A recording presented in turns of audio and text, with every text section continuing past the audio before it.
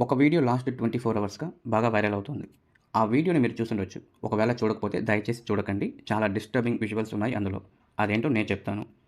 Suppose మీరు ట్రైన్‌లో ప్రయాణిస్తున్నారనుకోండి. అదే ట్రైన్‌లో నలుగురు యువకులు మీ దగ్గరకు వచ్చి కత్తులు చూపించి బెదిరిస్తూ, దాన్ని వీడియో తీసి సోషల్ మీడియాలో పోస్ట్ చేస్తున్నారు. ఎలా ఉంటుందో ఒక్కసారి ఊహించుకోండి. సరిగ్గా ఇలాంటి సంఘటనే తమిళనాడులోని తిరుత్తణిలో జరిగింది. ఆ వివరాలేంటో డీటెయిల్‌గా తెలుసుకునే ప్రయత్నం చేద్దాం. ఇలాంటి లేటెస్ట్ అప్డేట్స్ కోసం వెంటనే మన ఛానెల్‌ని సబ్స్క్రైబ్ చేసుకోండి. అప్పుడే ఛానెల్ నుండి ఏదైనా టాపిక్ పైన వీడియోస్ పబ్లిష్ చేసి వెంటనే మీ వరకు వస్తుంది. ఇక టాపిక్‌లోకి వెళ్తే ఒడిషాకు చెందిన సూరజ్ అనే వ్యక్తి చెన్నై నుండి తిరుత్తణికి లోకల్ ట్రైన్‌లో ప్రయాణిస్తుండగా తిరుత్తణి దగ్గర నలుగురు యువకులు అతనిపై పైశాచికంగా దాడి చేసి వీడియో చిత్రీకరించి సోషల్ మీడియాలో పోస్ట్ చేశారు. ఈ నలుగురు మద్యం మత్తులో ఉన్నారు. పెద్ద పెద్ద కత్తులు పట్టుకొని ట్రైన్‌లో ప్రయాణిస్తున్నారు. ఇక్కడ మనం తెలుసుకోవాల్సిన ముఖ్యమైన విషయం ఏంటంటే ఈ నలుగురు యువకుల వయసు 17 ఏళ్ల లోపే ఉంది.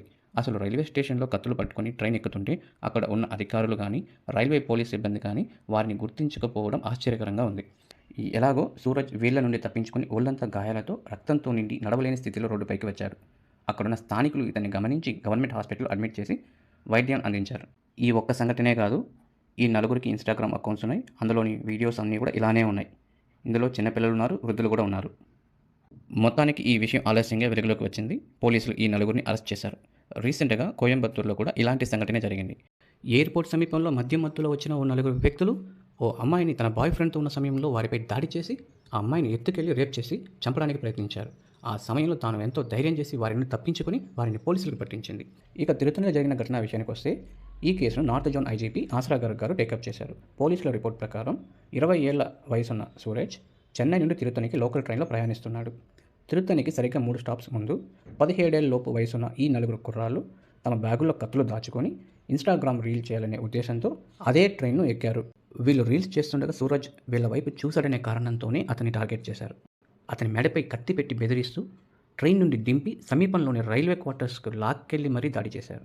ఈ మొత్తం దాడిని వీడియోగా చిత్రీకరించి సోషల్ మీడియాలో పోస్ట్ చేశారు.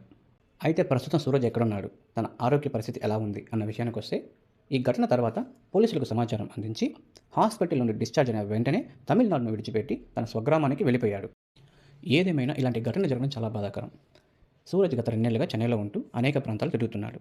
Is just exploring the south India and he is a solo traveller. మన ఇండియాలో ఎవరైనా ఏ ప్రాంతానికైనా వెళ్ళొచ్చు. పొరుగు రాష్ట్రాల వారిపై ఇంత ద్వేషం అవసరమా? నార్త్ ఇండియన్స్ అంటే సౌత్‌కి పడదు, సౌత్ ఇండియన్స్ అంటే నార్త్‌కి పడదు. అలాగే రాష్ట్రాల మధ్య వివాదాలు, భాషా వివాదాలు, ఇలా అంతర్గతంగా పెరుగుతున్న ద్వేషం ఎంతవరకు సరైనది? ఇటీవల అరుణాచలంలో మన తెలుగు వారిపై జరిగిన దాడులు ఇందుకు ఉదాహరణగా నిలుస్తున్నాయి. ఏదేమైనా ఇలాంటి ఘటనలు మళ్ళీ జరగకూడదని మనం అందరం ఆశిద్దాం. ఈ వీడియోపై మీ అభిప్రాయాన్ని కామెంట్స్‌లో తెలియజేయండి. Thank you.